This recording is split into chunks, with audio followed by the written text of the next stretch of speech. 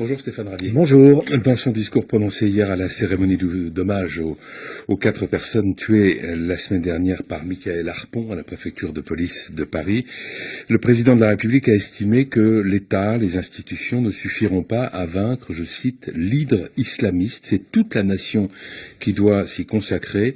Une société de vigilance, a-t-il dit, voilà ce qu'il nous revient de bâtir. La lutte contre le terrorisme est-elle l'affaire de tous les citoyens ?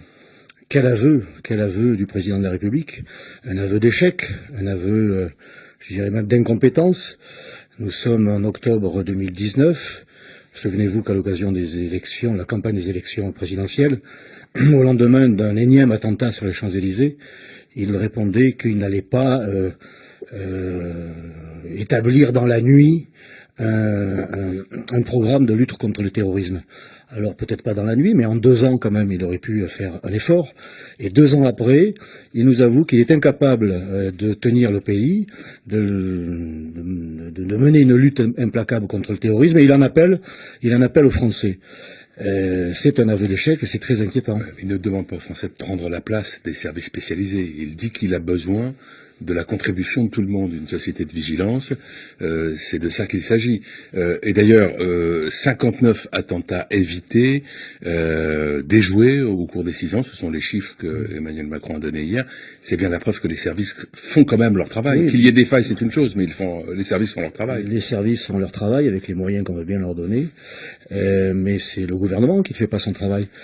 Si la France a un problème avec l'islamisme, c'est bien parce qu'il s'est développé chez nous un islam qui, en son sein ou à sa marge, eh bien, développe cette branche extrémiste. Et si l'islam est chez nous, en tout cas, il n'est pas de chez nous. Il n'est pas de chez nous. Le problème, l'islamisme, c'est une conséquence. Le problème, c'est l'immigration. Et l'immigration, Emmanuel Macron ne souhaite pas la remettre en cause. Il faut donc s'attaquer à la racine du mal, qui est l'immigration. Et puisque l'on en est à traiter le problème, eh bien moi je ne cherche que des preuves d'action, pas de déclaration.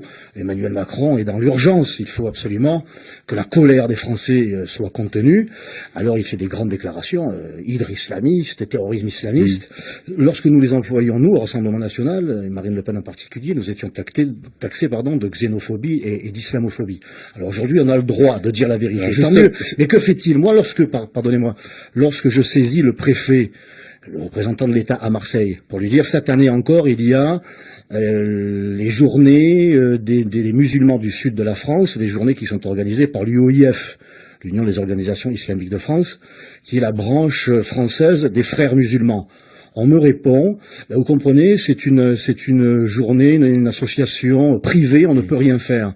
Lorsque Christophe Castaner, cet été, le ministre de l'Intérieur, donc, cet été, participe à l'inauguration d'un centre français de civilisation musulmane en présence de l'ancien ministre de la Justice d'Arabie Saoudite, qui n'est quand même pas connu pour être un grand démocrate et être le représentant d'un islam très rigoriste. Où est la preuve de la lutte contre l'islamisme? Où sont les preuves d'action? Elles ne sont toujours pas là. Alors aujourd'hui, des grandes déclarations. Mais Emmanuel Macron en a tellement fait. Vous savez bien que c'est un problème extrêmement difficile, parce qu'on ne peut pas, certains l'évoquent parfois, interdire une idéologie, c'est une absurdité. On ne peut pas interdire le salafisme ou l'islam radical. Donc, comment faire face à ce problème? Au fond, tout le monde est un peu démuni par rapport à la montée de cette idéologie. Je me sens pas démuni, moi.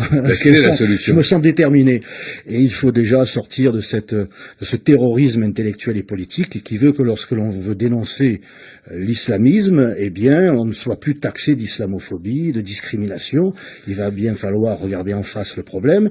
Et vous savez, à Marseille, il y a eu la fermeture d'une mosquée extrémiste, mais il a fallu des mois, des années pour en arriver là. Et encore, on nous a annoncé qu'on ne pouvait la fermer que pendant 6 mois. Alors il faut se donner les moyens législatifs qui correspondent à la gravité de la situation, et en finir, encore une fois, avec cette cet auto-musellement, on va dire. Maintenant, c'est des actions vigoureuses. Il faut fermer les mosquées salafistes. Il faut expulser les imams qui tiennent des discours. Vous fermez les mosquées salafistes. Les salafistes sont toujours là. J'en ai signalé plusieurs. Marseille, la mosquée Isla dans le 15e arrondissement. Eh bien, aucune réaction. Et aucune réaction, aucune action. Parce que, vous comprenez, il ne faut pas heurter, il ne faut pas faire d'amalgame. Moi, je ne fais pas d'amalgame, justement. Je fais la différence entre nos compatriotes musulmans qui observent leur culte en toute quiétude et sérénité, et puis les militants islamistes qui sont à la manœuvre et qui sont redoutablement efficaces. Lundi, c'est l'immigration qui était au cœur du débat à l'Assemblée nationale.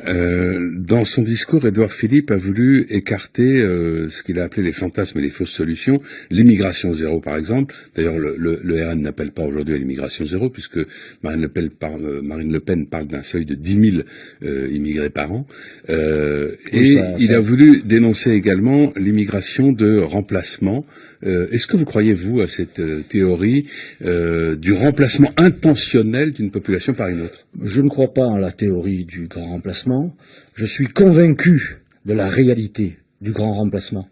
Moi, j'habite Marseille. Elle n'est pas intentionnelle, mais elle est de fait, c'est ce que vous dites.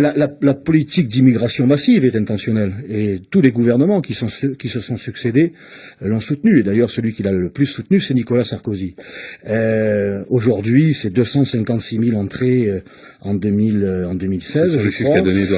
C'est 40 000 prétendus mineurs non accompagnés, alors que le Sénat a évalué à 70% le nombre de ces prétendus mineurs comme étant en réalité majeur. Mais on s'interdit de pratiquer, de mettre en application les tests qui n'ont rien d'outrageant, qui nous permettraient de savoir s'ils sont mineurs ou majeurs. Vous voyez, encore une fois, on fait des déclarations, mais derrière, il n'y a pas d'action. Donc moi, ce que je vois à Marseille, et ce que je vois aussi dans d'autres communes de mon département des Bouches-du-Rhône et ailleurs, c'est une population d'origine française, parce qu'il y en a quand même, des Français de souche, ça existe, ou d'origine européenne, bien qui s'en va, qui quitte Marseille, et qui est remplacé. Il suffit d'ouvrir les yeux pour le voir. Ensuite, on trouve ça très bien, ou pas bien, mais c'est une réalité. Il faut être dans l'idéologie, dans l'aveuglement volontaire pour ne pas le voir. Édouard Philippe a dit qu'il ne s'interdisait pas qu'on réfléchisse à une immigration avec des quotas, y compris des quotas par nationalité. Ça, vous y seriez favorable? Moi, je suis favorable aux quotas, oui, mais pas d'immigration, mais plutôt d'expulsion. Car le temps les objectifs d'expulsion, ça s'est déjà fait. Est venu, oui, c'est compte-gouttes. Mais la France ne peut plus supporter un tel poids économique, social, identitaire, car l'immigration de masse a des conséquences dans tous les domaines. J'ai entendu aussi le Premier ministre qui souhaiterait relever le niveau de français. Mais s'il suffit pour les naturalisations par décret. Mais s'il suffit de savoir parler français pour être accueilli en France, alors c'est la submersion. Parce que la francophonie, elle concerne des centaines de millions d'individus à travers le monde.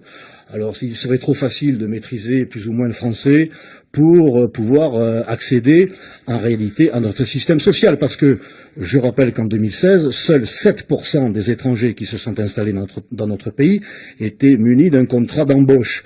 La réalité, c'est que l'immigration aujourd'hui n'est plus une immigration de travail, mais une immigration d'assistanat social. Nous n'en avons plus les moyens. Et encore une fois, cela a des conséquences sécuritaires et identitaires. Il est temps d'agir et de ne plus simplement parler. Merci Stéphane Ravier. Bonne journée.